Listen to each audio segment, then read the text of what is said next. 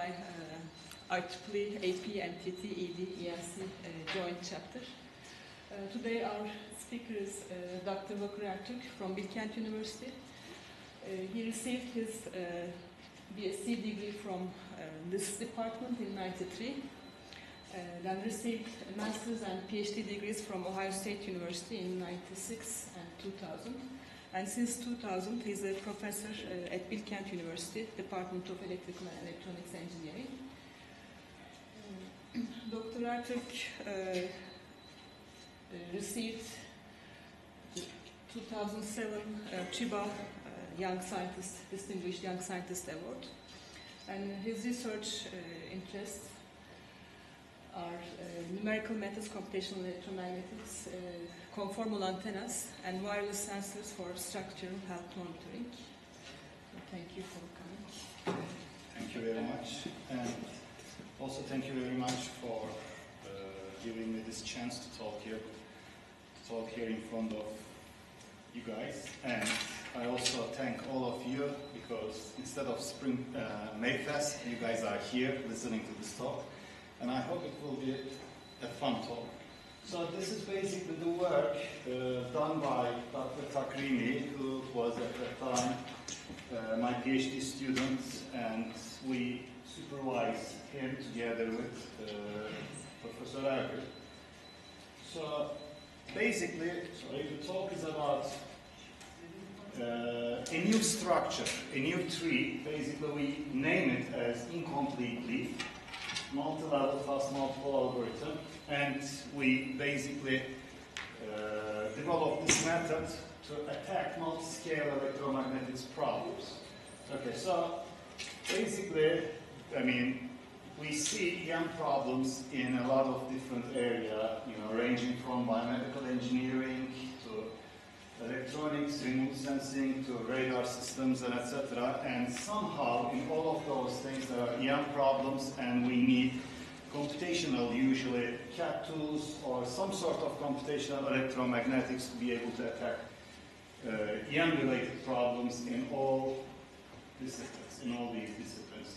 So, very briefly, the computational electromagnetic can be divided into two. They are related with the Fourier transform, the time domain methods, and the frequency domain methods.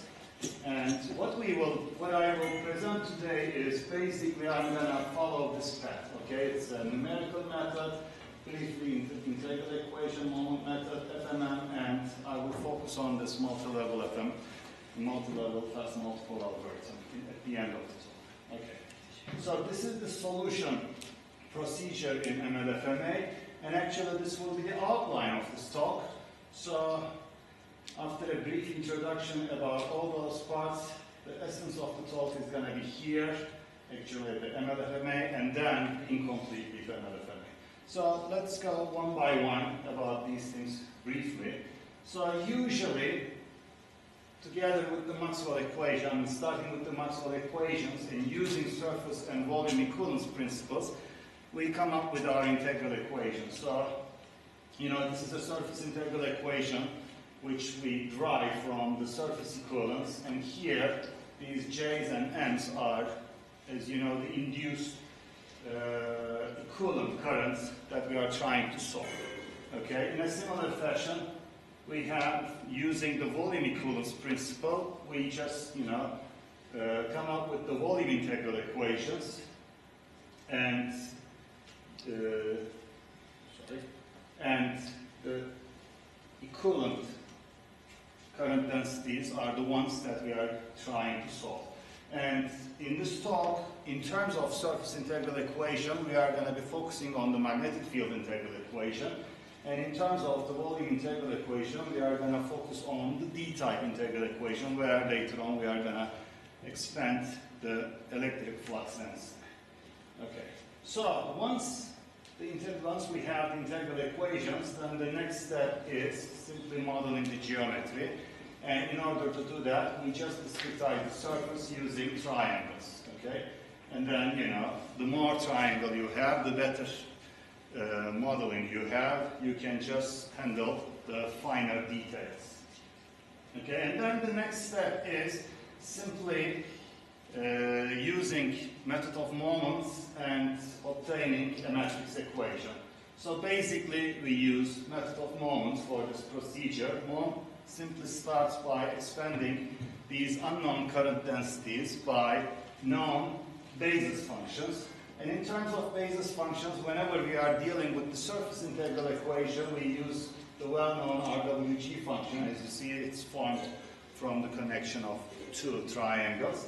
And whenever we are dealing with the volume integral equation, in this work we decided to use these tetrahedrons, basically what we call the Schauberg-Wilton-Glisson basis functions formed from two tetrahedral elements. Okay. Now, then we test the integral equation as many times as possible. I mean, basically as many times as the number of unknown coefficients. So we have a linear system of equations that has n unknowns and n equations. It's a matrix equation. Then this is going to be solved.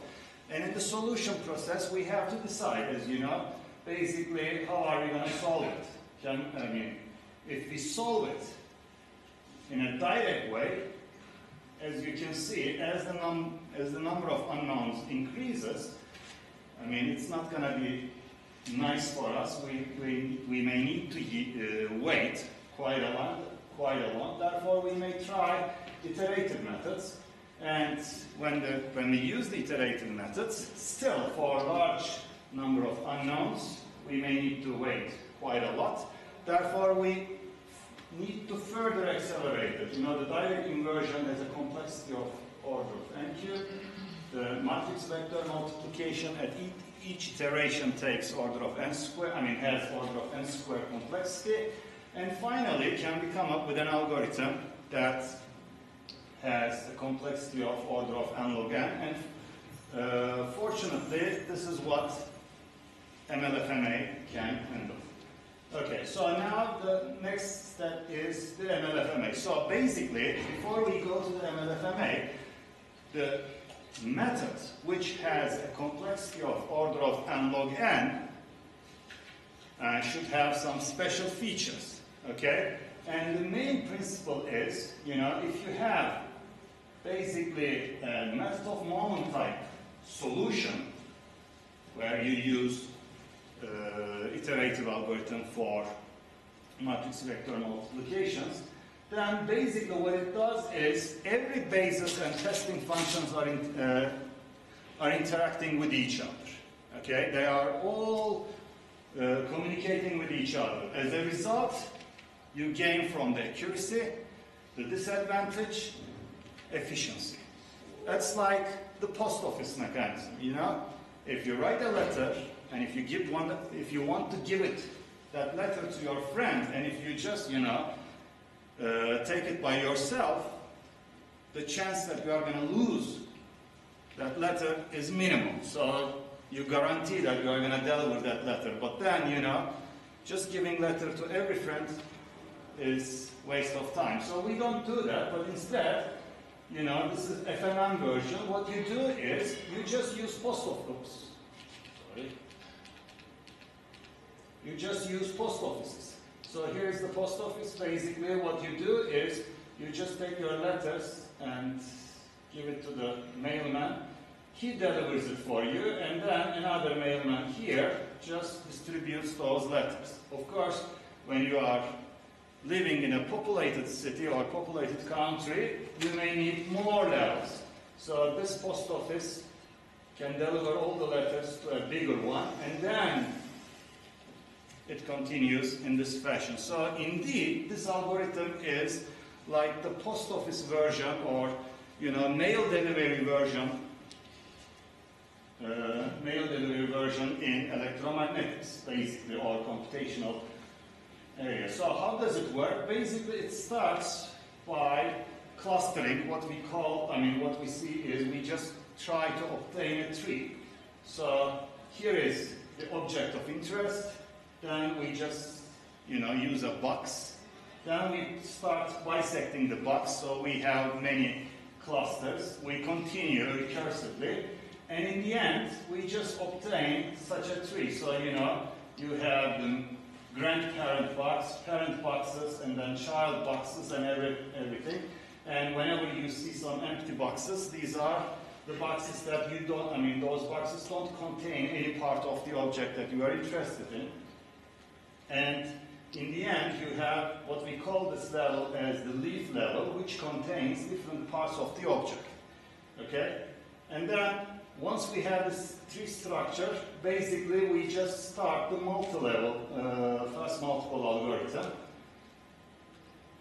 So, basically, it starts with the linear system, the matrix equation that you want to solve, and you just divide it into two. The near field part and the far field part, okay? So here is this two-level structure that we discussed, and for the near field expressions, we just perform an element-by-element approach. Of course, you don't want to go to the post office and give your letter to the mailman just to deliver, I mean, just, you know, to deliver that letter to your next door neighbor. So you just do it by yourself. So therefore, the near field interactions are element by element interactions. So, you know, they form certain part of the matrix. But then you have the far zone interactions between far field interactions, basically between two different elements or two different boxes. And for this reason, you have to use the postman, you know.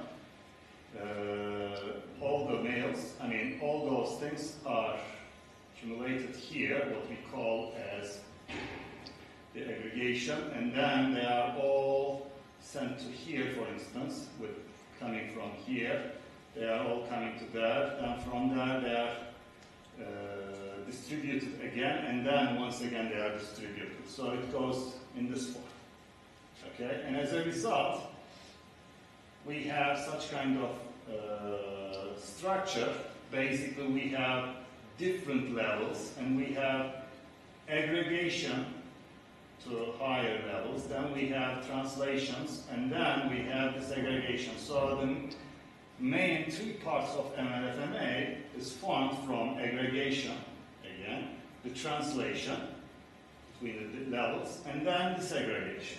So using those things, we may need interpolation or interpolation. So that's basically the MLFMA. And up to this point, if we just summarize what are the errors, what we see is, first of all, we have some geometrical errors that you obtain when you discretize a continuous surface with triangles. Or you can use some other discretization elements, but usually we have mesh-related errors. And then in the method of moment procedure, anyway, you may need to perform an integration over the testing and basis functions. So what you may have is some errors coming from numerical integrations. And then the next level is fast multipole method. And usually the fast multipole method and its multi-level version is kind of, I mean, it's based on the addition theorem, addition theorem of spherical waves. So at some part you need the translation operator here, and then you need actually an infinite summation, but you truncate that summation. So from the truncation you may have some errors. From the integration over the unit sphere part, you may have some errors. And then in the end, when you go to MLFMA, you have some additional errors coming, usually coming from the interpolation and interpolation. So we have all these errors, and you may have some other errors, and these errors are well studied in the literature, and there are some very primitive and elegant solutions to all of these errors. But basically what we see is, when we are dealing with multi-scale problems, we have a new error, okay? And this error has not been addressed too much, but I mean, actually everybody knows this error, okay? And this error, this multi-scale meshing, or the errors coming from multi-scale meshing is not, you know, is not only for MLFMA. All kinds of fast methods suffer from here. So let's just see a very basic example for this multi-scale problem. you know, in this problem, as you see, because there might be very, very fine features here, there might be some geometrical details, or you just, you know, the circular shape must be perfect in order to get an accurate results. Therefore, what you may need is, you may need to you may need to use a very, very fine mesh in this area. But you see, the rest of the problem is probably the structure has no fine features. Therefore, you may use very coarse triangles. But then, when you have such a problem, when you have such a non-uniform mesh, it automatically brings some problems. So let's see what those problems are. Okay. So this is a very typical very simple example. It's not, we chose this example not even from a very, fine portion, but we just selected somewhere something in middle. So this is a box, and we are going to talk in terms of multi-level FMA. So what we have is, this is a box, a 2D version of a box, that has a size of lambda over 4. Okay, so it's a relatively small box, and it contains some meshes. So this is the box, and then what we do is, when we want to do MLFMA, we partition it. So the big box is partitioned into 4. Okay, so this is the MOM level, and we continue to partition. We go one more step, and this is the third level. Okay, and in this level, as you see, you have many boxes. Okay. Now, in MLFMA, each box contains your RWG functions. And remember, your RWG functions are composed of 2 triangles. So, and we usually we usually label those RWG functions with the common edge of these 2 triangles. So, here, let's label them. You see, these green dots simply shows the RWG centers, okay, for each of them. Now,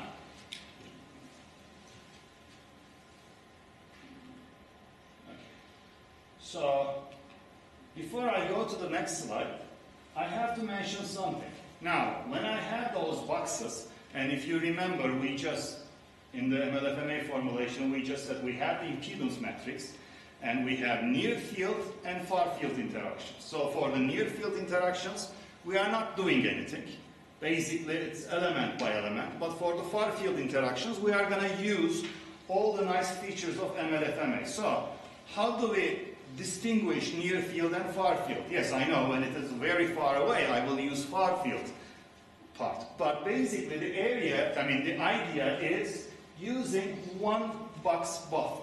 Okay, so basically, you see this box number 10 and box number 6. They are in the far zone of each other, for instance, or box number 10 and box number 18, or box number 10 and box number 19. These are in the far zone of each other. On the other hand, when you consider box number 10 and 12, or 10 and 13, 10 and 11, they are in the near field of each other. So whenever I have an RWG function, basis and testing function in 10 and 11, I will use an element by element approach. And element by element approach will give me the accuracy.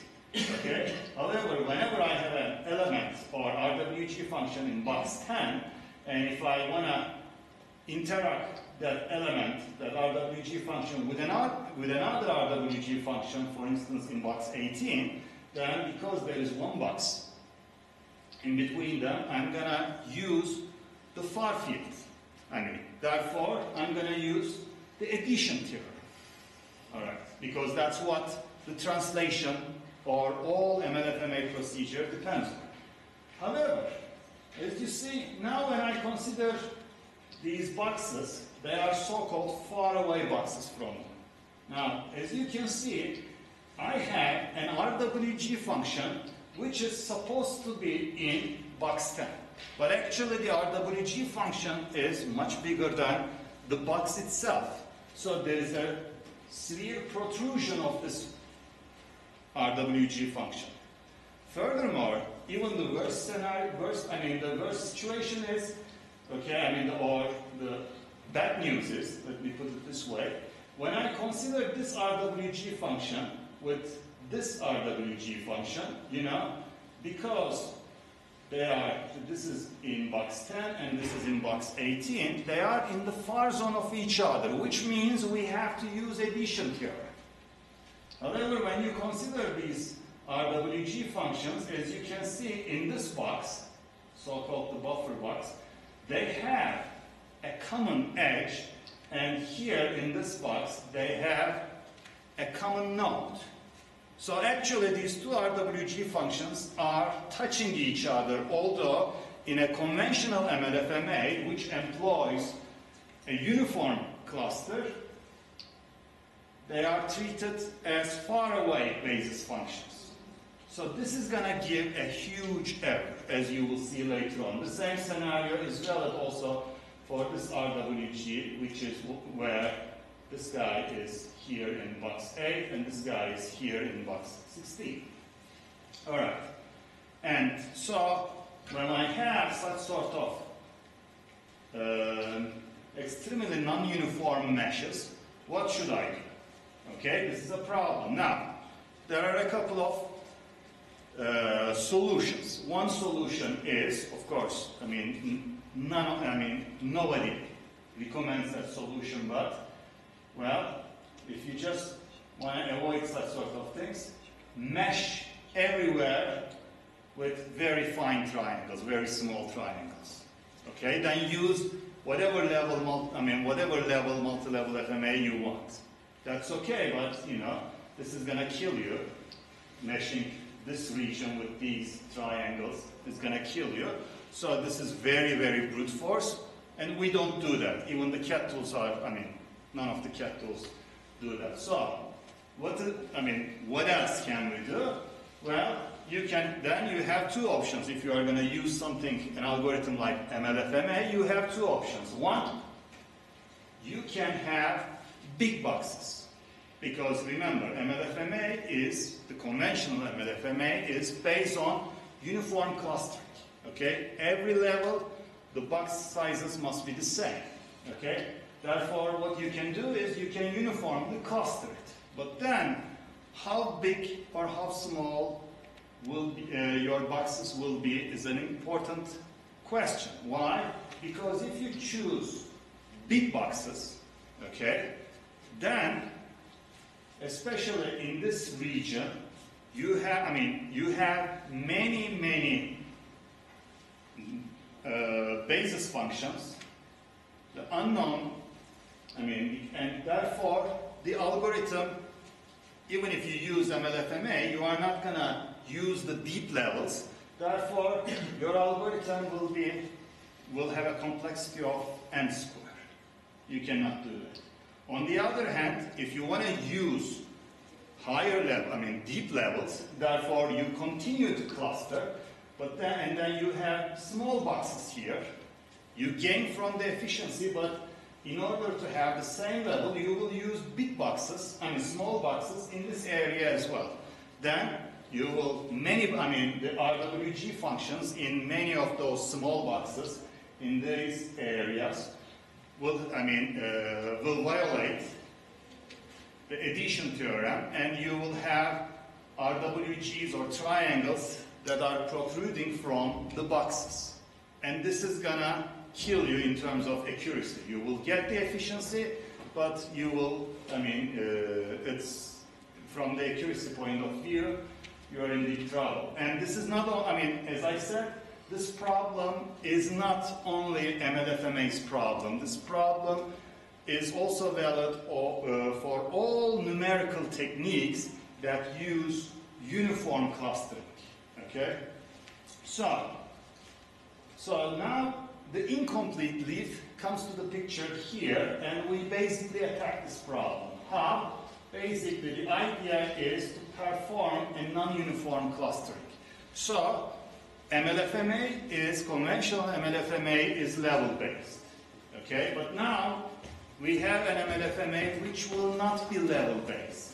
It's basically population-based. So what we do is, okay, let's select a threshold, a population threshold. Let's call it as maximum box population. So we just say, okay, in a single box, let's say 100 RWGs are allowed. Okay? If I have 101 RWG, then I define it as an overcrowded box, which means that box only will be further clustered. Okay? For the remaining boxes, what we call as truncated boxes, we are not gonna, bisect those things. So, as you see here in level 2, only this box is overcrowded, which means in the next level, I will only cluster this one. And in that level, only these two boxes are overcrowded, which means I will only divide those things. So here, for instance, an example, assume that this is a geometry and I have here very fine features and here I have some, the features are, there are no details. So you see, for the surface case, I just measure it this way. Or if it is volume, it can be discretized in this fashion. So as you see, the colors just indicate the population. Okay? Now, let's work with this guy. And so I put this guy in a box. So as you can see, in this area, I have overcrowded boxes. In all those areas, I have truncated boxes, which means, okay, that I don't need to do anything. But I will only divide this part. So as you see, I will go to the deeper levels on this part. So I go one more step, okay? And only that part is truncated. Now, is clustered, further clustered. So this is truncated, this is overcrowded. So I will cluster only this part, and then this part. So as you see, here, these boxes are in level 3, but here, these boxes are in level 6.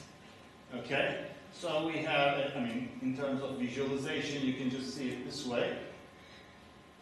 And for this problem, we just said the maximum box population is going to be 20. So we just guarantee that every box, whether the box is big or small, there are at most 20 RWGs. So what distinguishes, basically, apart from the size, this guy has very, very small RWGs, and this guy has extremely large RWGs. So the protrusion is completely avoided. I'm not saying completely avoided, but it's minimized. So the possible errors coming from the protrusion of basis functions are basically minimized. So then as a result, this is up to this point, for instance, it is similar to the conventional MLFMA tree, but then you see in level 4 and level 5, maybe we might have some more levels, we have some branches that are coming from overcrowded boxes. So as you can see, this is what we call the incomplete leaf, completely a different tree structure. Okay. So, but in order to, develop an algorithm, we had to define some ground rules, okay? And these rules are actually coming from the conventional MLFMA, but we just modified certain things. And more importantly, we just defined something called pseudonymous, okay? So it is, in that sense, it's completely different than the conventional MLFMA. So, for instance, let's just consider the testing box here, okay? So, we know that, and we are going to still use the one-box buffer scenario. So, in this level, okay, at this level, as you can see, I have these boxes which are in the near field of that box. So I will use, at this level, I will use simple element by element approach. But then, you see, I have this big box which is still touching. So this is also a near field box, okay? But then I have, as you see, these two truncated boxes. Okay, these are truncated boxes, and they are not at the same level of my test box, but they are simply near field boxes to the parent of this guy.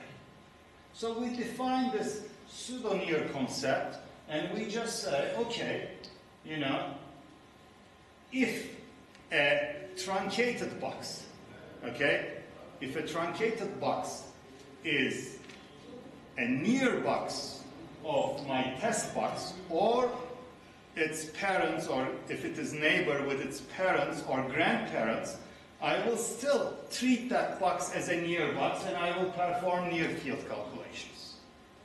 Okay? So, you know, when we do that, the first question is, okay, wait a minute, you guys are doing it, that's fine, but you are increasing the number of near field interactions. Isn't it going to give you an order of n square complexity? And the answer is no, because first of all, we demonstrated that even if we take these two pseudo-near boxes and we perform an element-by-element approach, it is limited. You don't have these pseudo-nears everywhere. Therefore, still we have order of n square because we are using incomplete leaf, so this is not everywhere. Only a small number of pseudo-nears usually come to the picture, and the near field interactions are manageable, and still we have order of n complexity coming from near field calculations. But there are two big advantages of the pseudo-near concept. One, obviously, the accuracy is increased, and the second, with the pseudo-near concept, the parallelization possibility of this algorithm that we haven't done yet, but the parallelization possibility of this algorithm is significantly improved. Okay? Otherwise, if we just treat these two boxes as far boxes, then there is, because of interpolation and interpolation, there is a big problem in parallelization. So, then, you know, using the rules of the conventional MLFMA, and all these boxes are simply, all these green boxes are simply far boxes.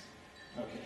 So now, let's come back to the same problem that we handled before, that we solved before, and as you see at this time, for the same geometry, we use this incomplete leaf algorithm. And in this incomplete leaf algorithm, you see, once we have these four boxes, in box 2, 3, and 5, we didn't go any further, but only this box number 4 is bisected. And now, in this scenario, when you consider these RWGs, because of the pseudo-near concept, now this 2RWG or the previous RWGs, they are all in the near zone of each other. Therefore, we are not violating the addition theorem. The protrusions are eliminated, so we are safe. Okay, the same thing is true for these two. And here is just an example how the algorithm works, because the coding is very important here, and if you are not careful, all of a sudden you can run into order of n square complexity. Therefore, we always use top to bottom approach. So here is the test box, for instance, and for this test box, we just want to determine which boxes are near boxes, which boxes are pseudo-near, which boxes are far boxes. So here, we just start from the top level. Okay, so here is again the same thing. Okay, here is my box. So as you can see, I have 1, 2, 3, and 4 boxes actually, which are neighbored with the parent of my test box. So they are these ones. But among those 4 boxes, only this guy is a truncated box. Therefore, the first member of our near field list is this guy.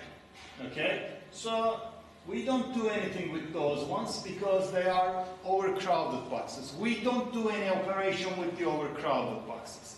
They are gonna be, because they are further clustered, we will work with those overcrowded boxes with their branches, when those branches are simply truncated boxes. So therefore, we just continue. And next, we are in the same level with our test box. So as you see, in this level, I have these boxes that are near, the others are anyway not my interest. But among those near boxes, okay, only this guy here is another truncated box. So I'm only interested in the truncated boxes. Therefore, okay, so I'm sorry. Okay, this is my near box, but because I'm in the same level with all the others, so all of them are going to be near boxes. For instance, if my test box, instead of this guy, was a smaller one, like this one, then this guy and this guy, okay, assume that this one is my test box, then in addition to this guy, now this guy would also be a near box. And it would continue that way. But here, that's it. These are all near boxes. And then the usual algorithm says these are the far boxes. And we are done with our list for this test box. So, from now on, I will just show some results. Okay, so I hope I'm doing okay with the time.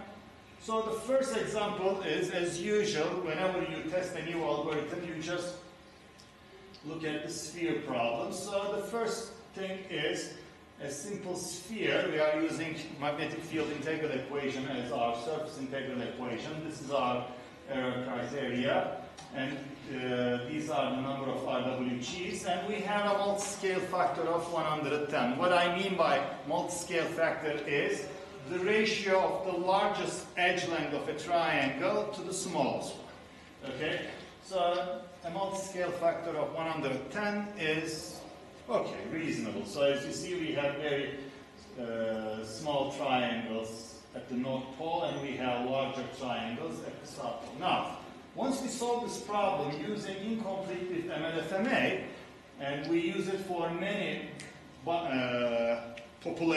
different populations, and there are some optimum numbers, but the first thing is, and this was really nice for us, we were not expecting that much, as you see, the error is almost constant.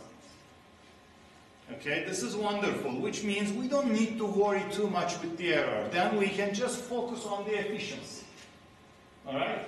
And although we provided the levels, this algorithm is not level-based. We will still compare this algorithm in terms of levels with the conventional MLFMA, but this algorithm is maximum box population-based algorithm. Okay? So, and as you can see, these are the total run times.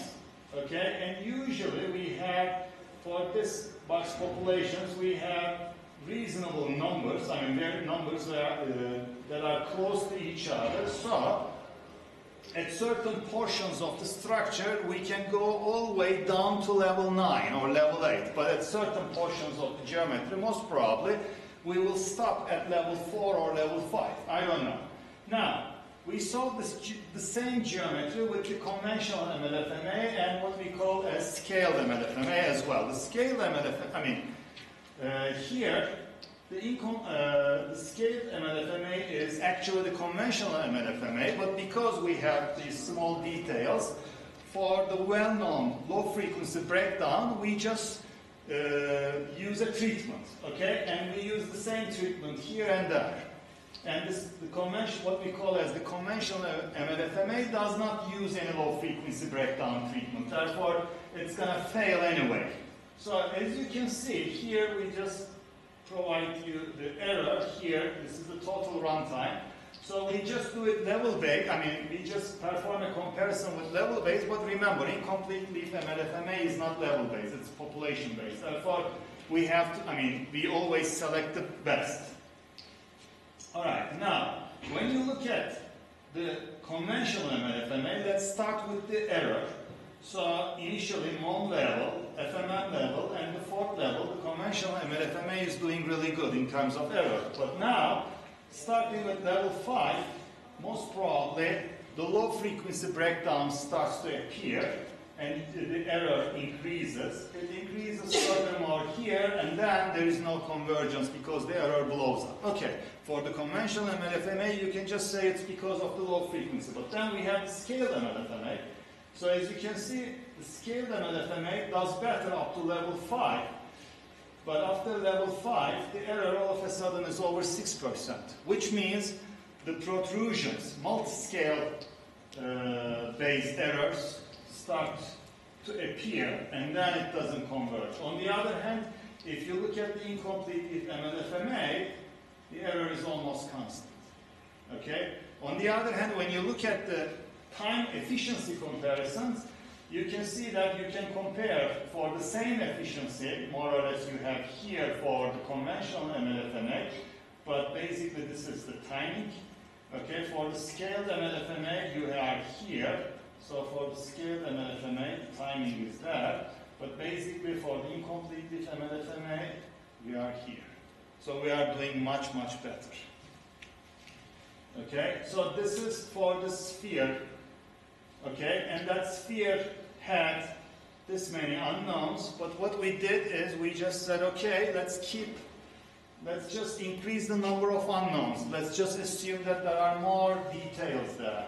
Then when we increase the number of unknowns, okay, all of a sudden we are just bisecting and adding more levels in a way.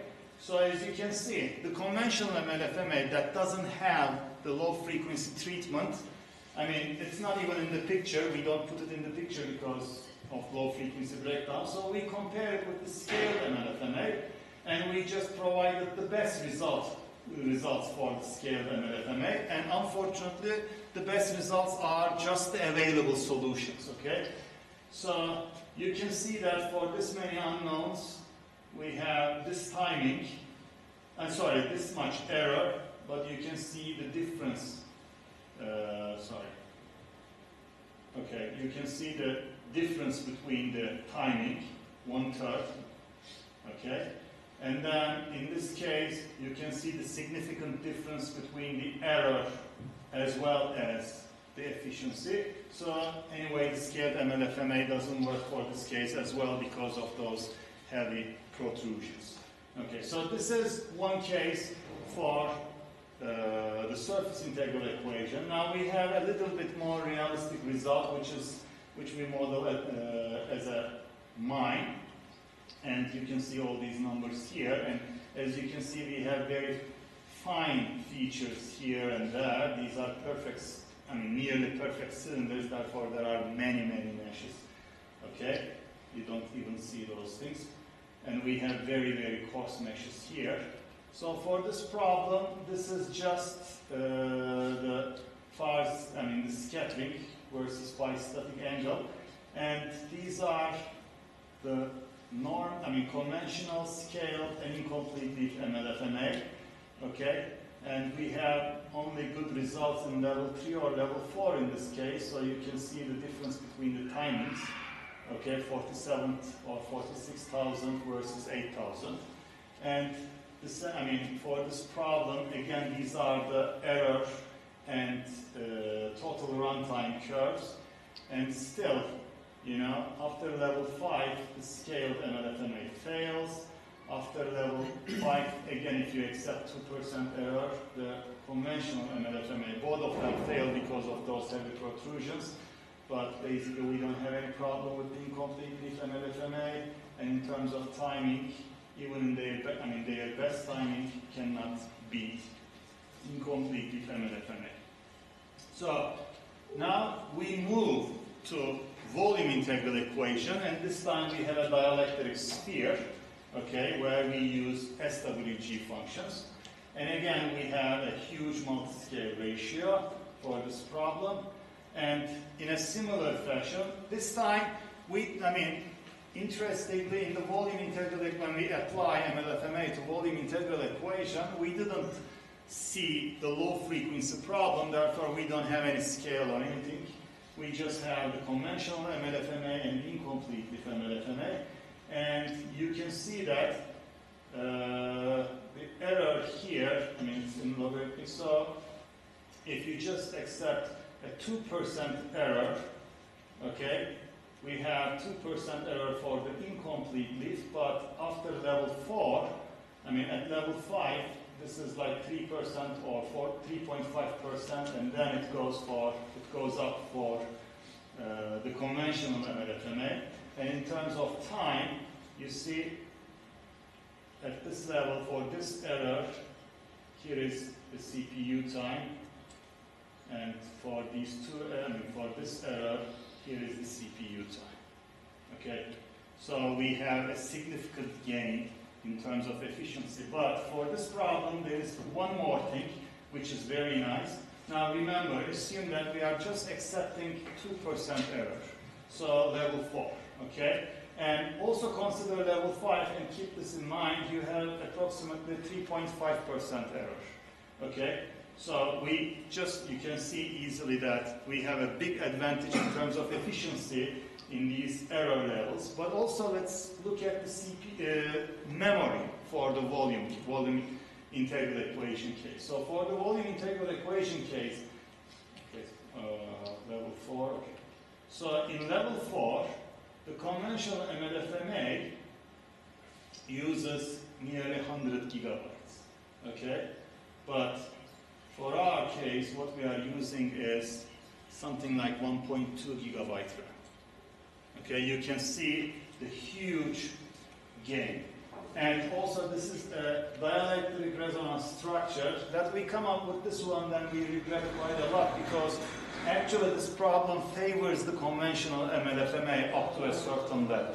Okay, because these rods are, you know, perfectly rectangular prisms. So when you mesh them using SWGs, you know, the box boundaries perfectly align with this rectangular prisms. Therefore, up to a certain level, you don't even see that much error. So we have this, but that's okay. As a worst case scenario, we can continue. We said we can continue with this one.